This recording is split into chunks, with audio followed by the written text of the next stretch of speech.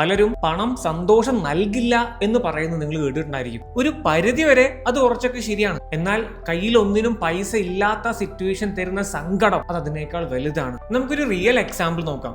രാഹുലും അജുവും ഒരേ കമ്പനിയിൽ ഒരേ പൊസിഷനിൽ ജോലി ചെയ്യുന്ന ആൾക്കാരാണ്. രണ്ടുപേർക്കും കിട്ടുന്നത് ഒരേ സാലറിയാണ്. രാഹുലിന് 50,000 രൂപ സാലറി കിട്ടിയാൽ അന്ന് തന്നെ വലിയ വലിയ റെസ്റ്റോറന്റുകളിലായിരിക്കും ഭക്ഷണം കഴിക്കാൻ പോകുന്നുണ്ടാവുക. വില കൂടിയ സാധനങ്ങൾ EMI വാങ്ങാൻ തുടങ്ങും. ഇനിയിപ്പോ കയ്യിൽ പൈസ ഇല്ലെങ്കിലും ക്രെഡിറ്റ് കാർഡ് വെച്ചുകൊണ്ട് ഷോപ്പിംഗും ചെയ്യും. ലൈഫ് ഒന്നേ ഉള്ളൂ, അത് എൻജോയ് ചെയ്യണം എന്നാണ് രാഹുലിന്റെ പോളിസി. പക്ഷേ മാസം പകുതി ആകുമ്പോഴേക്കും രാഹുലിന് ടെൻഷൻ തുടങ്ങും.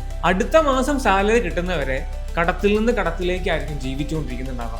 എന്നാൽ അജുവിന് സാലറി കിട്ടുമ്പോൾ ഒരു കൃത്യമായിട്ടുള്ള പ്ലാൻ ഉണ്ട്. ബാലൻസ് വരുന്ന എമൗണ്ട് മാത്രമേ അജുവിന്റെ ആവശ്യങ്ങൾക്ക് വേണ്ടി ചെലവാക്കാറുള്ളൂ. അജുവിനൊരു ഫോൺ എടുക്കണമെന്നുണ്ടെങ്കിൽ ഓടിപ്പോയി ഒരു EMI എടുക്കാതെ അതിന് വേണ്ടി വരുന്ന പൈസ ആദ്യം തന്നെ സേവ് ചെയ്ത് മാറ്റി വെക്കും. 5 വർഷം കഴിഞ്ഞപ്പോൾ രണ്ടുപേർക്കും നല്ല പോലെ ശമ്പളം കൂട്ടി കിട്ടിയിട്ടുണ്ട്. പക്ഷേ രാഹുൽ ഇപ്പോഴും പഴയ പോലെ തന്നെ പൈസയ്ക്ക് വേണ്ടി ഓടി നടന്നുകൊണ്ടിരിക്കുകയാണ്. രാഹുലിന്റെ കയ്യിൽ ലേറ്റസ്റ്റ് ആയിട്ടുള്ള ഒരുപാട് ഗാഡ്ജറ്റ്സ് ഉണ്ടെങ്കിലും ബാങ്ക് ബാലൻസ് ഇപ്പോഴും 0 തന്നെയാണ്.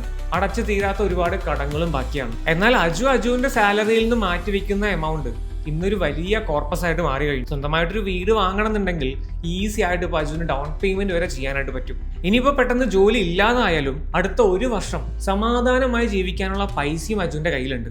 ഇതാണ് ആക്ച്വലി പേഴ്സണൽ ഫൈനാൻസ്. ഇത് പണത്തെക്കുറിച്ച് മാത്രമുള്ളതല്ല, മറിച്ച് നിങ്ങൾ എടുക്കുന്ന നിങ്ങളുടെ തീരുമാനങ്ങളെ കുറിച്ചും നിങ്ങളുടെ ഡിസിപ്ലിനെ കുറിച്ചും കൂടിയുള്ളതാണ്. രാഹുലിനെ പോലെ ഇന്ന് മാത്രം ജീവിക്കണോ അതോ അജുവിനെ പോലെ സുരക്ഷിതമായൊരു ഫ്യൂച്ചർ ബിൽഡ് ചെയ്യണോ എന്നുള്ളത് നിങ്ങളുടെ മാത്രം തീരുമാനമാണ്.